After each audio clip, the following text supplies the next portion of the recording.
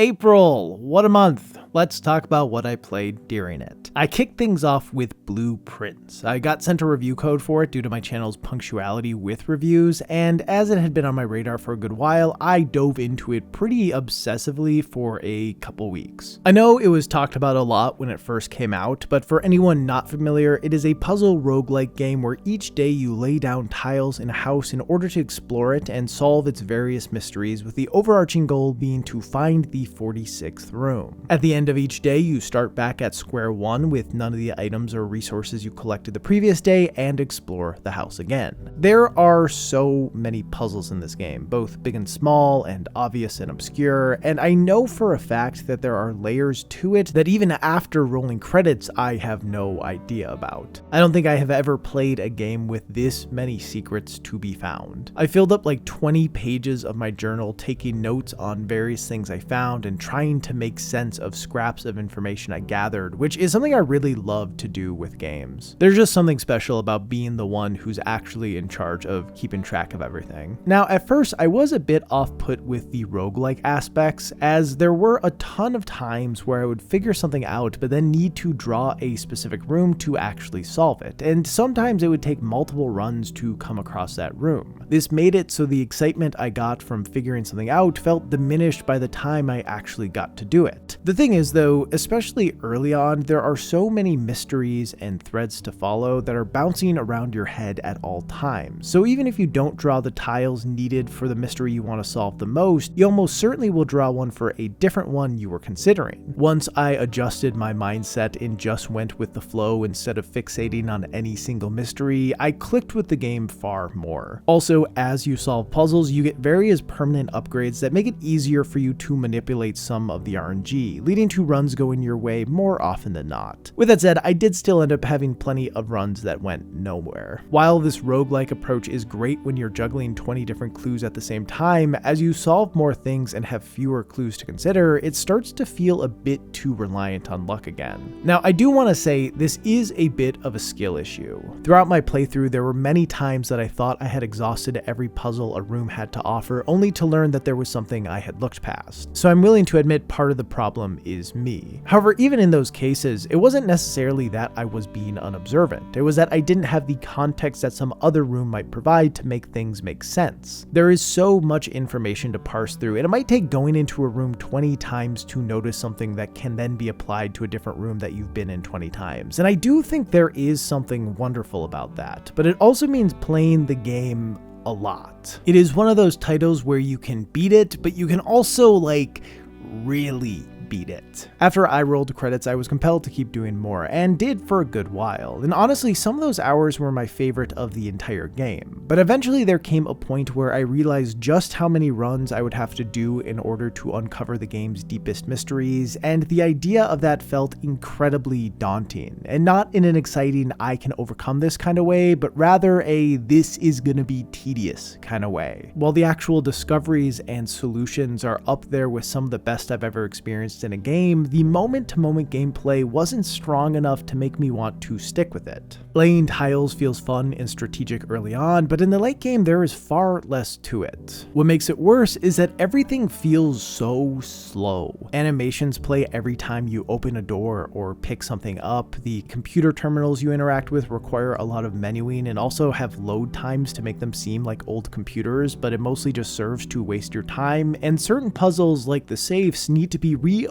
every time you start a new day, which means entering in the same codes over and over again in order to get the reward within them. There's a ton of these small little time wasters, and while on their own they may seem inconsequential, after dozens and dozens of runs, they do add up, bogging down the experience. Mix that with the RNG elements, and it's easy to feel like in some runs your time is just being wasted. It's hard. Blueprints is definitely unique. There is a level of depth to its mysteries that frankly feels unprecedented. For those patient and clever enough to follow those to their ends, it has the potential to offer one of the most meaningful gaming experiences ever. I'm just not patient and clever enough for it, and honestly, I don't know many people who are. I wish I were, but at a point, the solutions per hour just didn't feel high enough for me to keep putting time into it. Again, I do recommend the game, as it provides an off-ramp of sorts for those who don't want to do everything. Even if you end up coming to the same conclusion that I did, you still will have a complete feeling experience. Ultimately, I think the idea of a puzzle roguelike fits into the category of a cursed problem. The genres are at odds with each other, and while this combination is what makes it work and feel special, it also creates a lot of friction that isn't beneficial. I don't know, maybe someday I will go back to see if I have the patience to dive in deeper, but for now I'm content leaving the greatest mysteries of the house to be solved by someone else. I guess April was the month of me getting early review codes because I also got one for Clair Obscur Expedition 33. And look, I know that everyone is probably tired of hearing people talk about how good the game is, but you know what?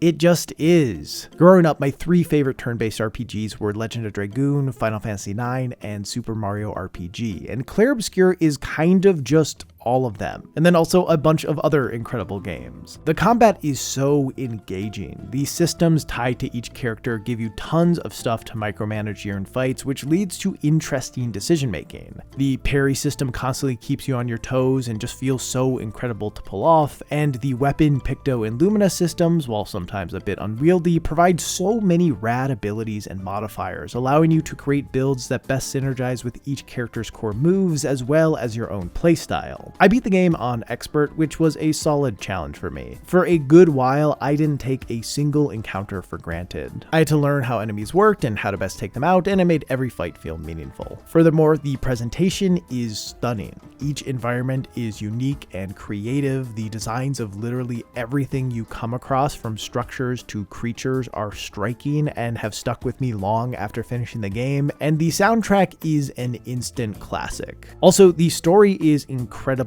gripping. The concept, the characters, the performances, the way the narrative unravels, I was entirely pulled in from the moment the game started until the moment credits rolled. There are not many games written this well. All in all, I loved it, and since finishing it, I not only 100%ed the game, but I've also watched at least 20 different streamers play the ending just to see people's reactions to it and hear their thoughts on the game as a whole. If you've seen other people's coverage of the game, you've probably heard all of this before. The reality is, it is just that good. I don't really care for arguments about whether or not it is the best RPG ever made, but it is the RPG that is more aligned with my personal tastes than any other. And while I need to give it some time to settle, it definitely is up there for one of my favorite games of all time. Now, with all that praise, I do have some criticisms of it. And no, it's not that there isn't a minimap when exploring areas. That choice is based, and I will duel you if you disagree. My issue mostly is with the optional content in the game, as I think it leads to some pacing and balance problems. For the most part, this only becomes noticeable later on. While there are plenty of side areas throughout, there are various limitations that stop you from getting too broken. However, near the end, things open up a ton, and almost all of it is optional. The thing about this approach to game design is that it is really hard to balance. There isn't exactly an order in which you're supposed to do the side stuff, but I largely tackled things that seemed like they made sense for my level. Unfortunately, it didn't take long until I was able to make some stupidly broken builds with the Pictos I came across, leading to encounters kind of becoming trivial. While for the majority of the game, I was constantly making decisions during combat, once I hit this part of the game, I kind of just used the same moves over and over again without having to think about anything all that much. I did have fun tailoring my Pictos for certain encounters, but that was more so administrative fun than in the moment fun. And as there is so much post-game, I ended up feeling like I spent a decent amount of time just going through the motions. While there is definitely some really good optional stuff here, a lot of it is refighting slightly different versions of older enemies, and frankly, even the good stuff can be trivialized by certain builds. Really, once you have enough Lumina points and Pictos, it isn't hard to stumble into becoming wildly overpowered. I kind of wish there was a difficulty mode that limited the amount of Lumina you can have to make it a bit harder to create broken builds. I'm not sure what the perfect number would be, but something between 100 and 150 would make things significantly more challenging. When I do inevitably replay it, I plan to set a limit like this for myself. Even though I'm happy to have all the achievements for Clair Obscur because I'm a sicko, a part of me does kind of wish I hadn't done all the side stuff, as by the end of doing it, it kind of felt like a different game than the one I loved enough to want to 100% it in the first place. Now, my saving grace with all of this is that when I got to the part of the game where things opened up, I actually decided to ignore it and just continue with the main story. And I'm really glad I did, as it made it super easy for me to separate the experiences of the stuff I did before rolling credits from the stuff I did after. Had I done all the side stuff before getting the ending, I think my feelings towards the game would be a lot messier. I don't want to say to not do the optional stuff because I know everyone enjoys games in different ways, but I will say if I knew then what I know now, I would have stopped playing after rolling credits. Now, this does create a weird thing about the game though, because the part of it I like the least can be entirely ignored. That doesn't mean it shouldn't count against the game, but I do think in the grand scheme of things, it is an issue that I will pretty easily forget about as time goes on, and I largely just reflect on the core of what the game is. And that core is a truly special experience that is compelling and beautiful in a way very few games are.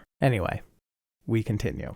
To finish off the month, I played We Were Here, and it was okay. It's a co-op puzzle game where each player awakes in a different part of a mysterious place and must communicate with each other via radio to try to get out. It largely felt like the character I played as was the active character, where my friends was more like the guy in the chair. This wasn't exclusively the case, but for the most part, I told him what I saw, and he would cross-check that information with the resources he had to help me move forward. I like the dynamic, but I do wish both characters would have had some more guy in the chair moments in order to even out the experience a bit. The puzzles themselves weren't anything too special. These aren't the sort of ones that will blow your mind or make you feel smart. The challenge mostly comes from it just being difficult to communicate exactly what you're looking at to the other person. But you know what? That is fun. I enjoyed finding shorthand to describe whatever I was looking at that I knew my friend would understand. I do wish there had been a bit more to the puzzles, but considering the game is free and not all that long, I didn't feel let down by the lack of depth. I enjoyed it just enough to be interested in checking out its sequel, especially because I've heard that each entry is better than the last. So yeah, if you have an hour or two and a friend, I'd say it's worth a look. Anyway, that is all I have.